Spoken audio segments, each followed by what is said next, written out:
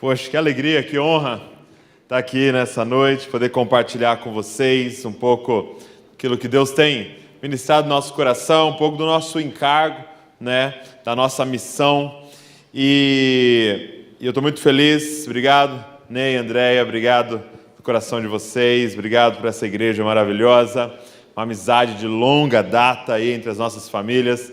E eu e o Thiago, nós escrevemos esse livro, Deus Te Fez de Propósito, e como descobrir o porquê e para que Deus te fez. E o nosso incentivo nessa literatura é: não tem como mais você viver sem saber qual é a sua missão, qual é o seu propósito. Não tem como mais a gente viver no modo deixa a vida me levar, a vida leva eu, empurrando com a barriga, fazendo só aquilo que aparece na sua frente. Você precisa viver de propósito, porque Deus criou você de propósito. Você não é um acidente. Deus não olhou e falou: quem que é aquele bebê ali? Meu Deus, não tinha pensado nele. Não, você não é um acidente.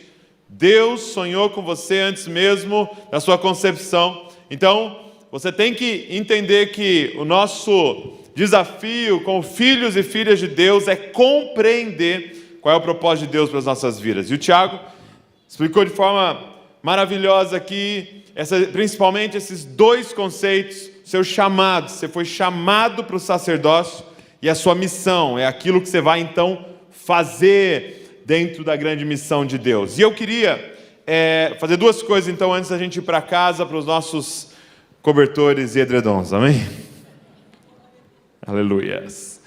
Eu queria enfatizar com vocês em relação à sua missão. Então, você compreendeu o seu chamado, você nasceu para o sacerdócio, a presença de Deus, relacionar com Deus, amar a Deus, ser amado por Deus, mas também você foi criado para uma missão, ok? Ele tem expectativa na sua vida, ok? E eu queria colocar um fundamento com vocês aqui em relação à nossa missão. Se a galera da projeção puder colocar Gênesis 1:26. Gênesis 1:26 diz o seguinte: disse Deus: façamos o homem à nossa imagem, conforme a nossa semelhança. Então presta atenção, eu e você fomos criados à imagem de Deus, amém?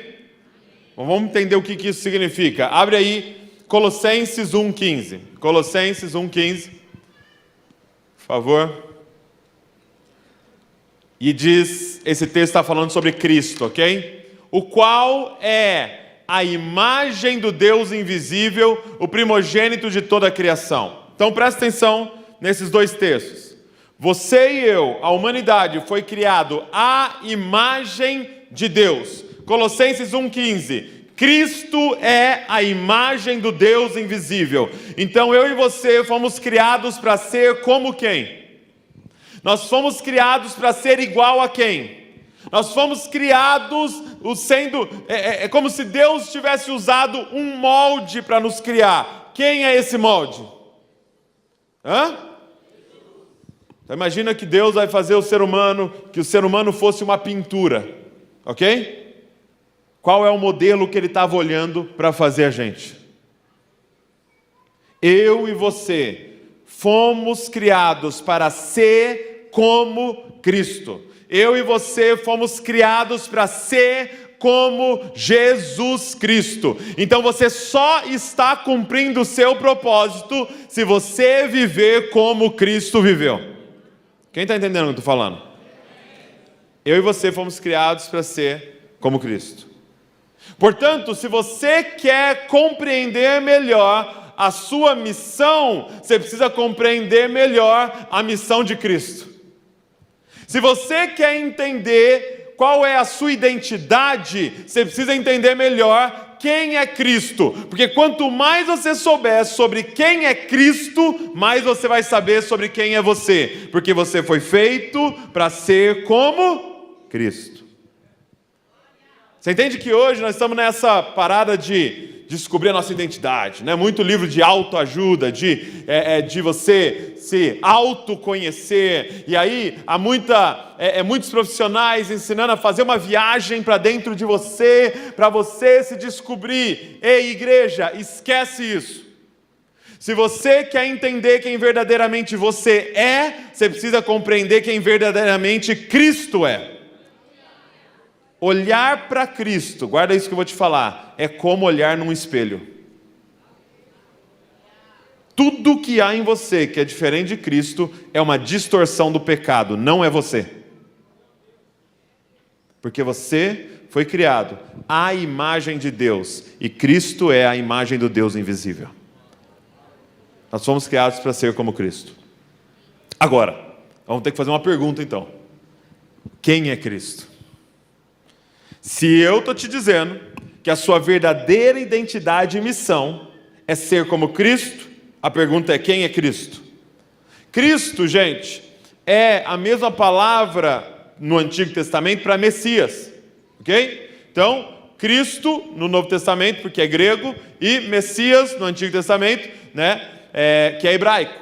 E as duas palavras significam a mesma coisa, significam o ungido, o escolhido. Então, quem é Cristo, gente?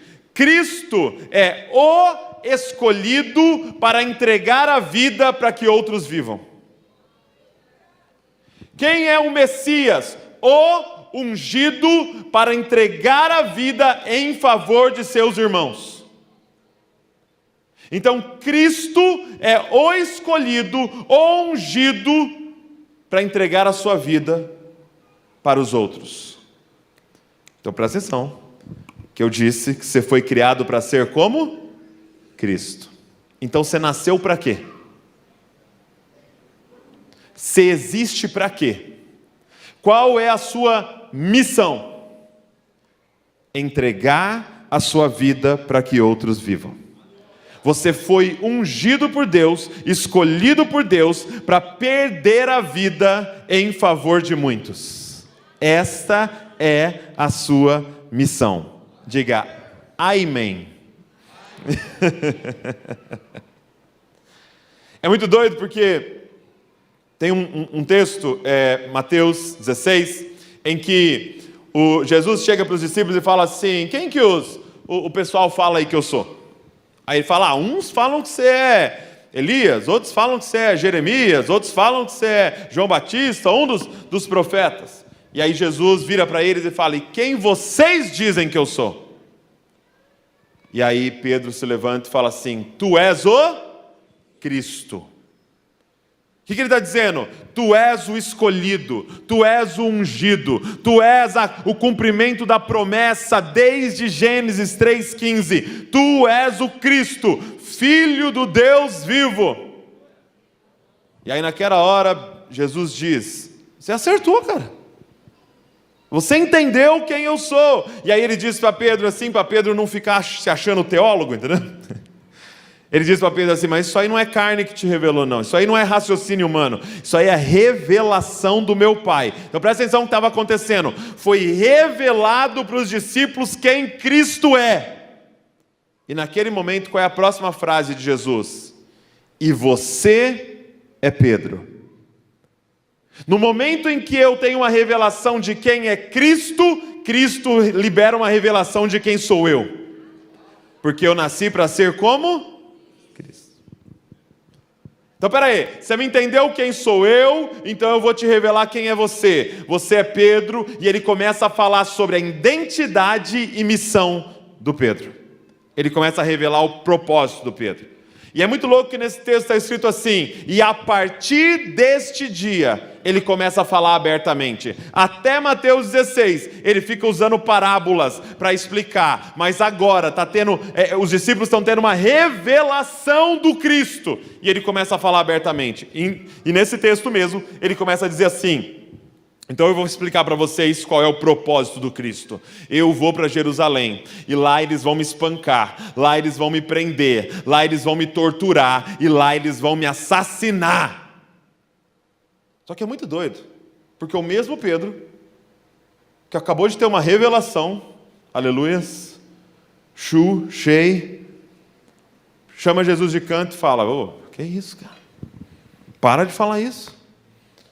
Jesus fala: não, eu vou ser morto, eu vou sofrer, eu vou entregar minha vida. Pedro chama ele de canto e fala assim: ei, para com esse papo.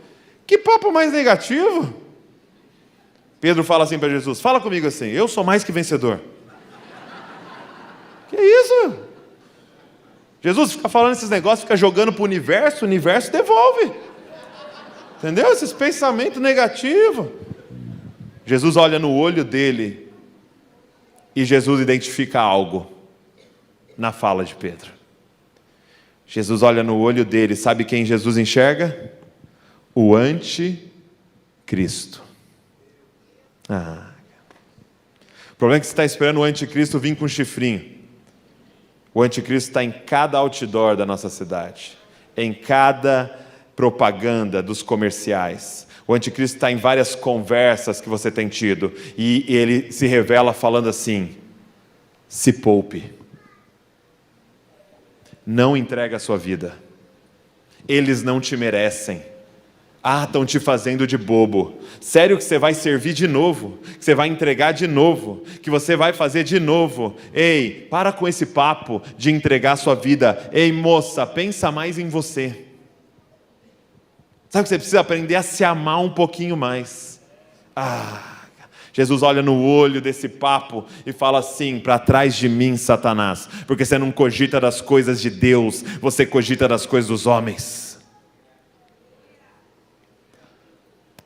Um grande amigo, o pastor Paulo Borges, ele fala assim: sabe por que Jesus morreu na cruz, Douglas? Ele só morreu na cruz porque ele não era filho de crente. Porque se ele fosse filho de crente, nós ia fazer uma campanha para ele não morrer. Menino bom demais, gente. Vamos fazer aqui uma campanha de oração para não matarem Jesus.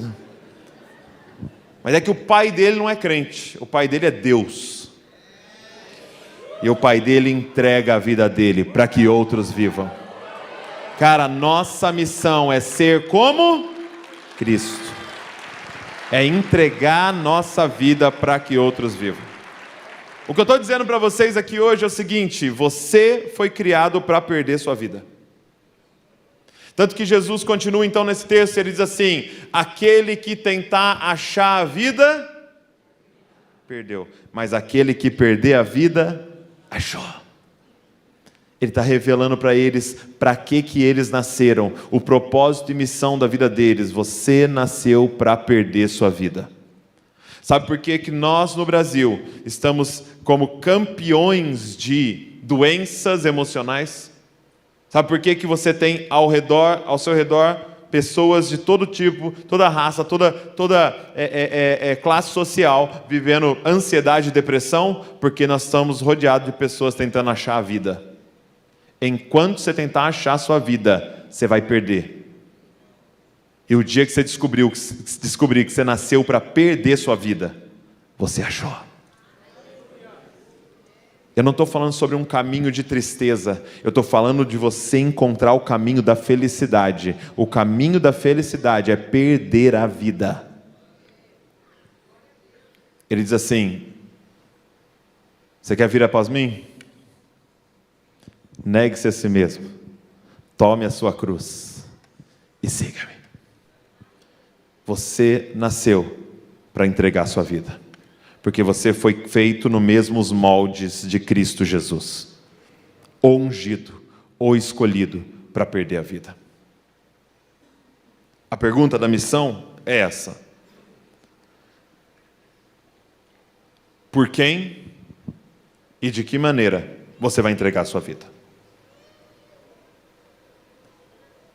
Por quem e de que maneira você vai entregar a sua vida? Se tem um texto que a gente usa no livro para resumir propósito, Mateus 22, quando os fariseus chegam para Jesus e falam assim: como é que você resume a lei e os profetas? Qual é o primeiro mandamento? Jesus responde: amarás o Senhor teu Deus de todo o teu coração, toda a tua alma, todo o teu entendimento, com toda a tua força. Esse é o primeiro e grande mandamento. Isso aponta para o nosso chamado. Nós fomos chamados para amar a Deus acima de todas as coisas, viver esse relacionamento profundo com Ele. Mas aí ele continua: e semelhante a esse, ama o teu próximo como a ti mesmo. Isso aponta para a nossa missão. O nosso chamado é esse sacerdócio com Ele. A nossa missão é amar o próximo como a nós mesmos. Para que você nasceu? Para amar o próximo como você ama você mesmo. Agora, por que para a gente não fica tão claro? Porque nós vivemos uma cultura romantizada, sentimentalista. Então, quando eu falo ama o teu próximo, você pensa num coraçãozinho. Sabe? Ama o teu próximo. Amorzinho, né? É um filme de amor. Você pensa no quê? Num romance, né? Só que na cultura judaica, Jesus, pensando esse texto, ele não está pensando num coraçãozinho quando ele fala ama o teu próximo. Ele está pensando numa cruz quando ele fala ama o teu próximo. Ele está pensando numa bacia para lavar os pés quando ele diz ama o teu próximo. Então, a melhor palavra para hoje, para ama o teu próximo, é sirva.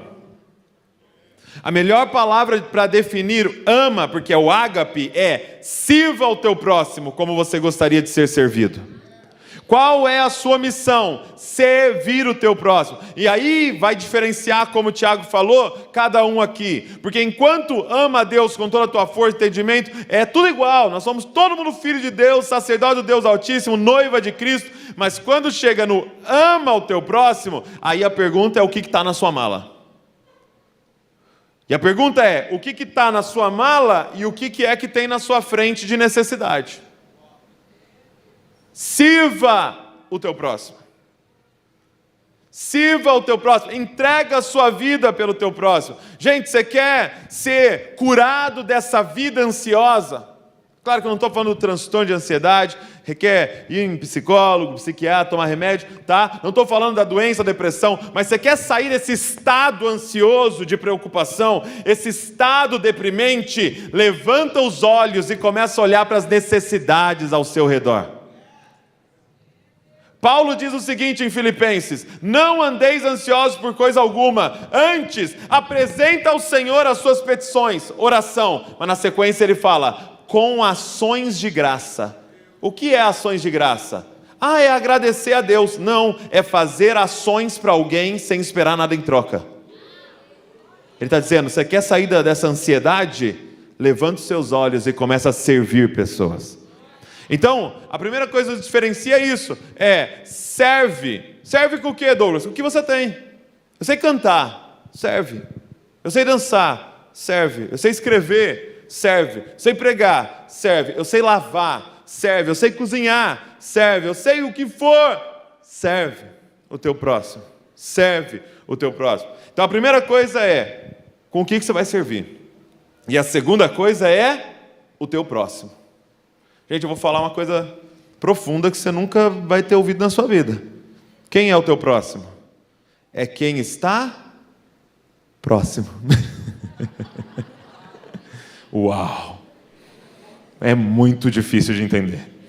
Ama o teu próximo. Não é para você ficar amando o próximo da fila. É para você amar quem está próximo. Quem é que está próximo? Um dia perguntaram para Jesus, quem é meu próximo? Ele falou, se você estiver andando numa estrada, tiver alguém caído, está perto? Então não muda de calçada. É o seu próximo. E aí que é o lance que o Ti falou aqui. O teu próximo é diferente do meu próximo. Só de eu morar em Bragança e você em Guarulhos, nós já temos próximos diferentes.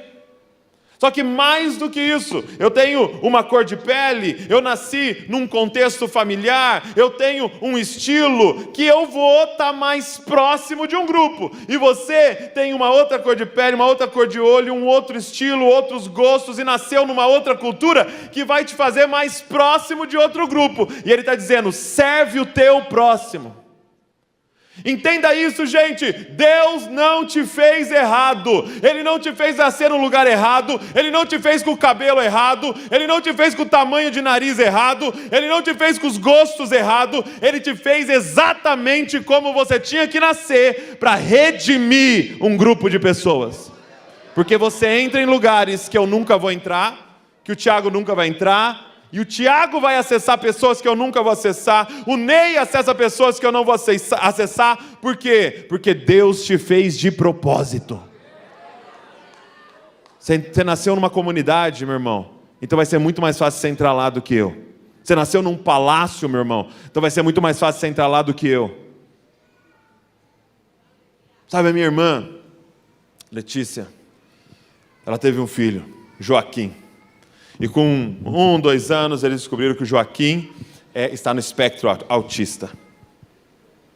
O que muitos podem se levantar e pensar, meu Deus, por que aconteceu isso? Meu Deus, não sei o quê. Ela entendeu propósito. E hoje, qual é a vida dela? Ministrar pais e mães de filhos que estão no espectro. Coisa que eu não tenho como fazer. Mas ela entendeu, eu posso trazer redenção para um grupo da humanidade. O meu próximo. O meu próximo. Qual é a sua missão? Com o que você vai servir? Com que grupo? Qual é a sua nação? Eu sou fissurado desde criança por carro. Tem uma nação, cara, para você alcançar. Eu não sei, eu sei todas as estatísticas de futebol que existe. Tem um grupo de pessoas para você alcançar. Não é por causa de futebol, é só uma desculpa para você achar o seu próximo. Quem está entendendo o que eu estou falando aqui? Ok. Então nós vamos fazer um exercício aqui para encontrar ter mais clareza da nossa missão, ok? Pega aí papel e caneta se você tiver, ou se não, pega o seu celular, tá? Pega o papel e caneta ou o seu celular. Então nós vamos fazer o seguinte, se você tem um papel e caneta, me deram uma... tá aqui. Se você tem papel e caneta, você vai pegar esse papel e vira ele de lado, tá? Na horizontal. Então seria mais ou menos assim, né? Na horizontal aqui, ok? E aí você vai dividir em 5 colunas, tá? Se você está no celular, não tem problema, você só vai fazer normalmente no seu bloco de notas aí.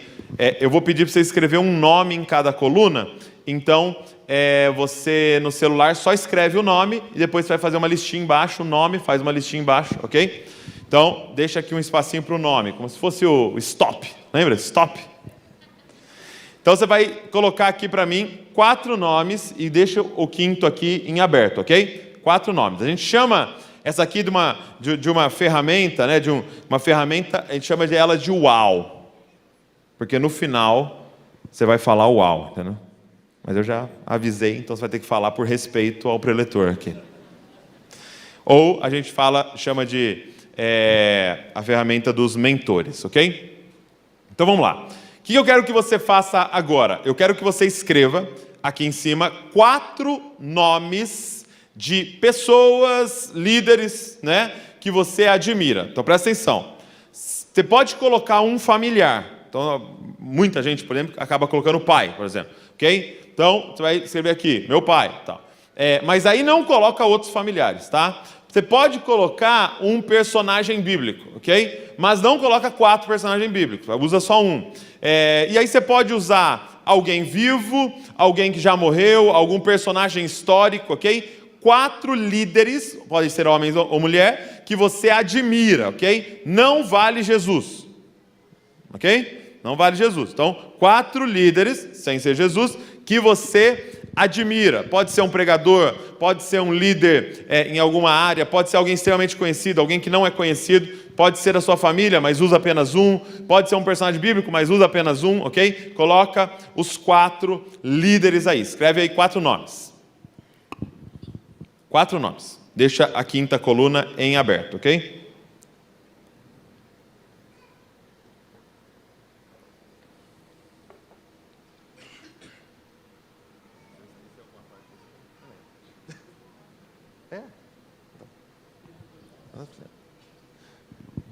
Quatro nomes, ok? Já vou dar um spoiler aqui que eu vou pedir para você colocar algumas características dessa pessoa embaixo, ok? Então coloque um nome de alguém que você vai saber colocar umas características embaixo, tá? 4 pessoas, 4 líderes, talvez, que você admira, que, cara, são importantes na sua vida, que você tem uma admiração por eles, ok? Eu colocaria, por exemplo, o meu pai, eu colocaria apóstolo Paulo no meu, tá? Eu colocaria Tim Keller, um cara que eu admiro, cara que me influenciou muito na minha vida, Francis Chan, ok? Então, eu poderia colocar esses nomes. Então, vou até escrever aqui para exemplificar, ok? Francis, Tim Keller e Paulo, por exemplo, ok? Não copia, hein? Não vale copiar, senão você vai reprovar. Mas se for igual, pode colocar. Beleza?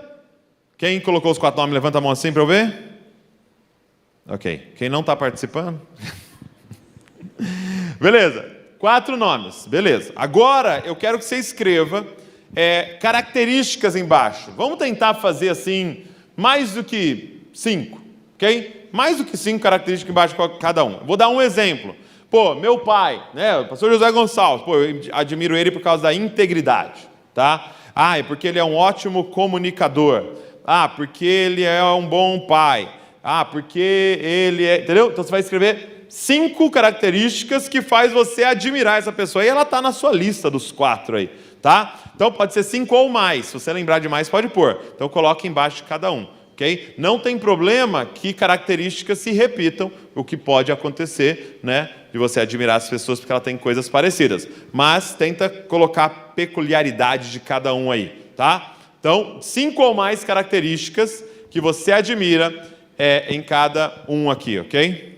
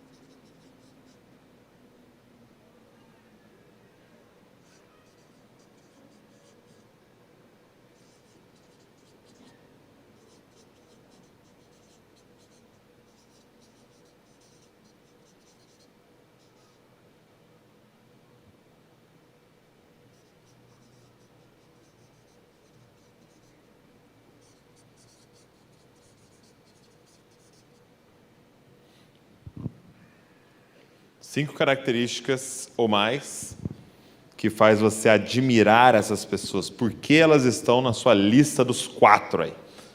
Essa lista privilegiada.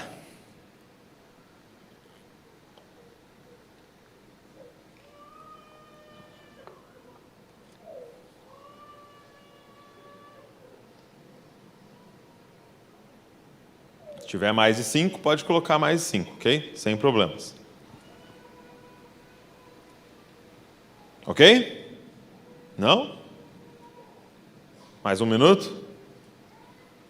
Então vai. Pastor, nós estamos online também?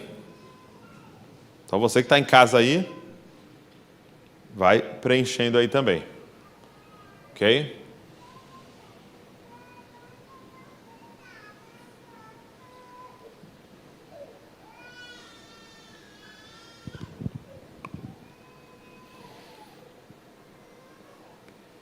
Beleza?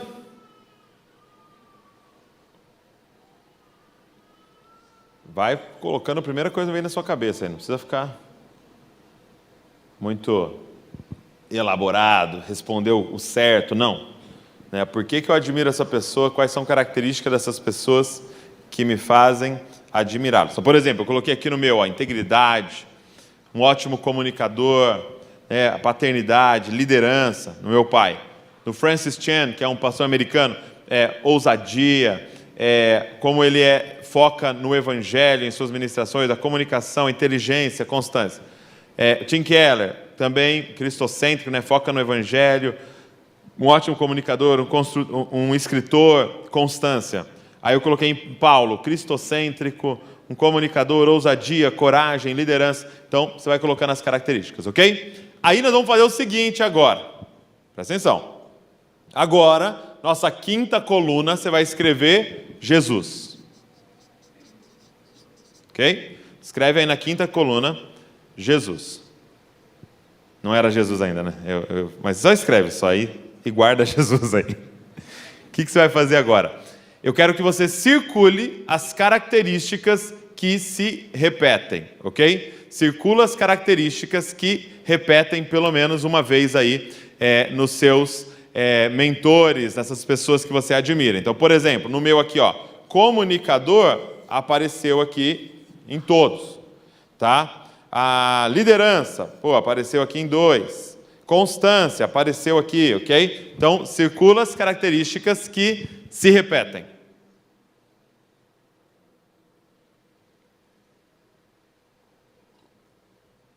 Olha para as listas aí e quais são características que se repetem.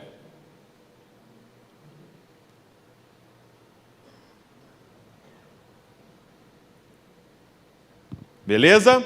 E agora, então, você vai olhar dessas características que se repetem, quais delas são características de Cristo, são características de Jesus, e eu quero que você escreva aqui então, ok? Então, comunicador é um líder constante, ok? Então você vai escrever as características que se repetem dos seus mentores aqui em Jesus.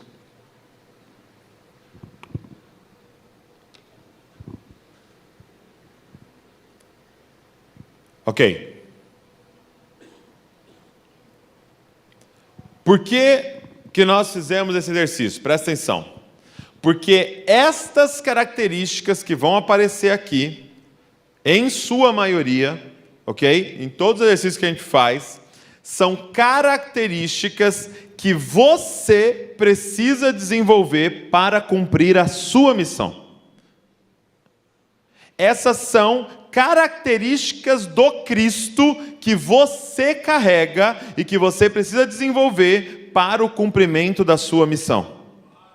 Por quê? Obrigado. Por quê? Presta atenção.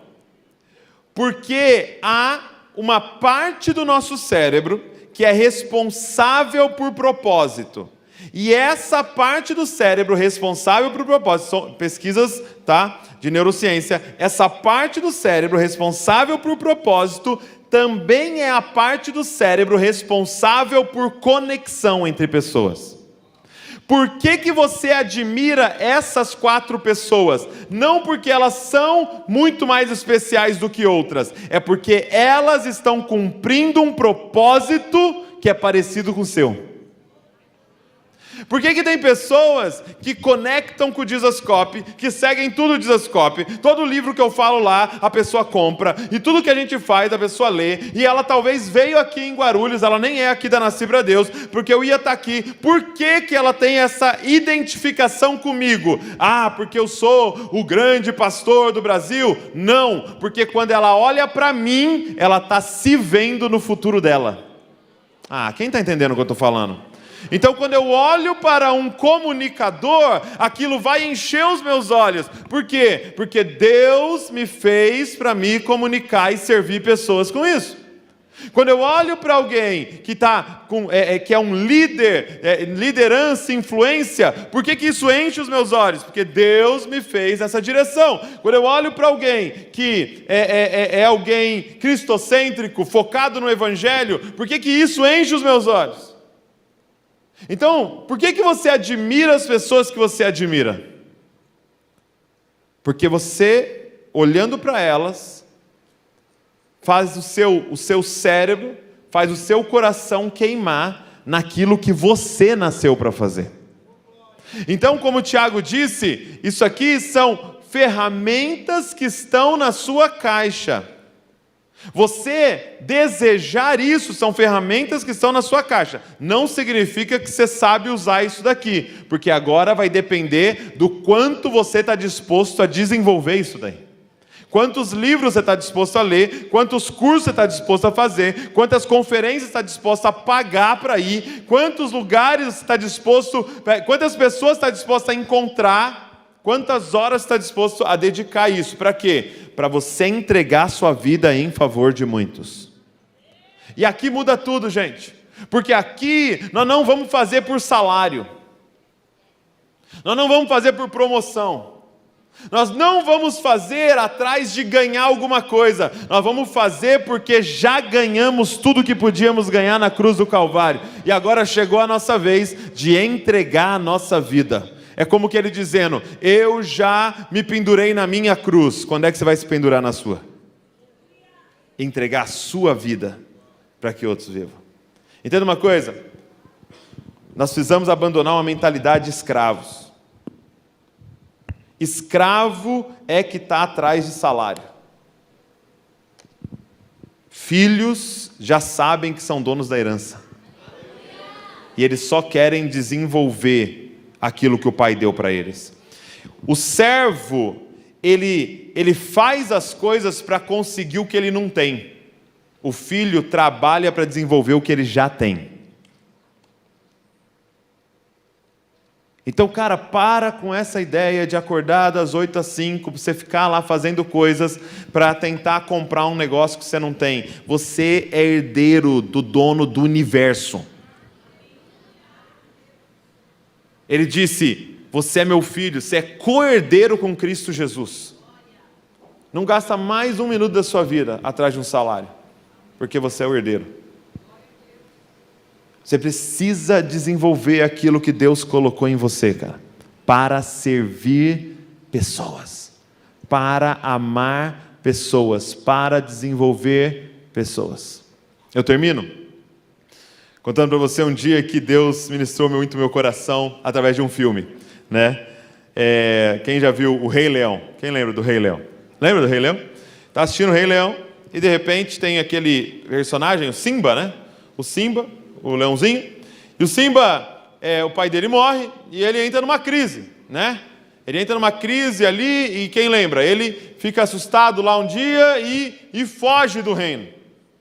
E aí ele chega até uma outra região onde ele encontra 2 personagens, Timão e Pumba. E Timão e Pumba têm uma filosofia de vida que se resume em Hakuna Matata. É lindo viver. Qual é a filosofia Hakuna Matata? Meu irmão, deixa a vida te levar. Meu irmão, vive o hoje, o agora.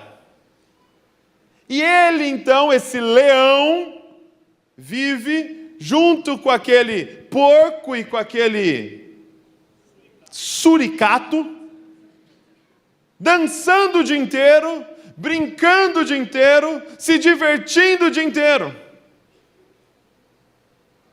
E é muito doido, porque de repente ele está grande agora, ele já é um jovem adulto, e ele continua comendo inseto. E ele continua comendo o que ele não nasceu para comer. Até que aquele macaco, com aquele cajado, que eu chamo de um profeta do Senhor, vai atrás dele. E quando ele encontra o Simba, um leão, brincando o dia inteiro e comendo inseto, ele pega o cajado e dá na cabeça dele. Pá! Que é o que eu vim fazer aqui hoje. Dizendo: chega de viver fora do seu propósito, cara. E ele fala: o reino está sendo inteiro destruído, porque você decidiu brincar com a sua vida. Hoje, dia 18 de maio, é o dia do combate ao abuso e exploração sexual. Por quê? Porque a igreja, o leão de Deus, está brincando de comer inseto. Quando é que nós vamos nos levantar? E é muito doido, porque aquele macaco chega, bate na cabeça dele, e ele está nessa crise de identidade. Ele não sabe quem ele é, ele acha que ele é um daqueles outros animais, e aí de repente, o que o macaco faz? Não sei se você lembra, meu irmão. Ele pega o Simba e leva ele até uma lagoa. E diz assim: olha no reflexo. Só que é muito doido, porque quando o Simba olha no reflexo, ele não vê ele vê o pai dele. Você precisa saber igual a quem você é. E ele diz: você é igual ao rei. Você é igual ao rei. Sabe qual é o nome do seu pai? Rei dos reis. Você nasceu para reinar. E ele não volta para o reino para ter privilégios. Ele volta para o reino para entregar a vida dele, para resolver o que está acontecendo na floresta. Sabe, nós precisamos de um chacoalhão hoje aqui. Dizendo, você não nasceu para sobreviver. Você não nasceu para ficar atrás de coisas banais. Você nasceu para reinar. Só que reinar no reino de Deus não é ter privilégios. O nosso rei se pendurou no madeiro em favor dos seus irmãos. Nós nascemos para ser como o rei, Cristo Jesus. Eu quero te desafiar hoje a se responsabilizar. Pega algo que queima no seu coração e diz, Senhor, a partir de hoje eu sou responsável por isso aqui. Sabe, em Gênesis, o texto que o Tiago leu, Gênesis 3 tem duas perguntas, e é as duas perguntas do nosso propósito. A primeira pergunta, Gênesis 3, Tiago usou aqui, chamado de Deus, onde você está, Adão? Em outras palavras onde você está, Adão, que não é na minha presença? Onde você está, Adão, que não é na minha presença? Onde você está, que não é no chamado teu, sacerdote do Deus Altíssimo, todos os dias diante de mim? Onde você está, Adão? Só que quando Adão sai da presença, ele erra a segunda pergunta, Gênesis 4. Deus chega para um homem chamado Caim e pergunta, onde está o seu irmão? E quando você tem alguém longe da presença, sabe qual é a resposta? Por acaso sou eu responsável pelo meu irmão? Porque qual é a resposta do homem na presença? Eu sou responsável pelo meu irmão. Qual é a resposta do homem longe da presença? Por acaso sou eu responsável pelo meu irmão? Eu vivo para mim mesmo. Deus está fazendo uma pergunta para a gente hoje aqui. Onde está o seu irmão? Onde está o seu próximo? Onde está o seu irmão? Que o Espírito Santo comece a colocar faces agora na sua mente, comece a colocar imagens agora na sua mente, de pessoas que estão pelo caminho aí, e Ele está perguntando, onde está o seu irmão? Quando é que você vai parar de olhar para o seu umbigo e se tornar responsável por alguma coisa? Sabe qual é o problema, gente? É que muitas vezes nós somos como o filho mais velho da parábola do filho pródigo. Nós queremos a herança do pai, mas não queremos assumir a família do pai. Cadê o meu cabrito? Só que esse teu filho. Deus está chamando uma igreja para assumir os filhos mais novos que se perderam por aí. Porque o verdadeiro irmão mais velho não é esse da parábola. O verdadeiro irmão mais velho é quem está contando a parábola. É aquele que abandonou a fazenda do pai e desceu no lamaçal do pecado, porque está dizendo, pai, eu sou responsável pelos meus irmãos, eu vou lá buscar eles, eu vou pagar o preço por eles, eu vou me pendurar num madeiro para você perdoar o pecado deles, porque eu sou responsável pelo meu irmão. O que eu tenho a ver com o erro dele? Nada. O lance é que você é filho de Deus e nós somos responsáveis pelos nossos irmãos. Eu queria te desafiar a sair daqui hoje falando, Senhor, eu sou responsável por isso aqui. Talvez hoje, no Dia Nacional do Combate ao Abuso Sexual, você fala, eu sou responsável pelas crianças da minha cidade. Eu sou responsável pelo que está acontecendo. E eu não sei o que eu posso fazer, mas eu vou fazer alguma coisa. Eu sou responsável pelos idosos. Não, eu sou responsável pelos ricos, pelos vulneráveis. Eu sou responsável pela violência contra a mulher. Eu sou responsável. Você precisa ser responsável por alguma coisa. Porque você é filho de Deus, você é filha de Deus. E você nasceu para isso. Para entregar a sua vida, para que muitos vivam. Fica de pé no seu lugar.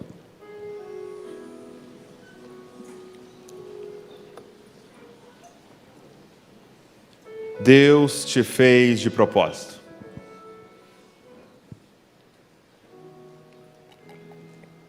Deus te salvou de propósito. Deus te adotou de propósito. Deus te redimiu de propósito. Deus veio habitar em você de propósito. Porque Ele tem grandes coisas para vocês fazerem, cara. Ele tem grandes coisas para nós. E quem, como Isaías, poderia dizer hoje assim: eis-me aqui, Senhor. Eu sou responsável. Eis-me aqui, Senhor. Eu sou responsável. Papai, eu queria te pedir, libera o Teu Espírito Santo sobre essa casa hoje, Pai. E nos batiza com um batismo de consciência hoje aqui, Senhor. Uma renovação de mentalidade, uma compreensão da nossa verdadeira identidade. Nós nascemos para ser como Cristo. Uma compreensão da nossa missão. Nós nascemos para entregar a nossa vida, para que muitos vivam, Senhor. Senhor, deixa eles verem no reflexo hoje, Pai, iguais a quem eles são. Eles foram criados para ser como Rei. Senhor, se tem alguém aqui preso numa mentalidade escrava, de servo, Pai, eu te peço, nos liberta e nos deixa viver como filhos, Pai. Filhos e filhas, Pai.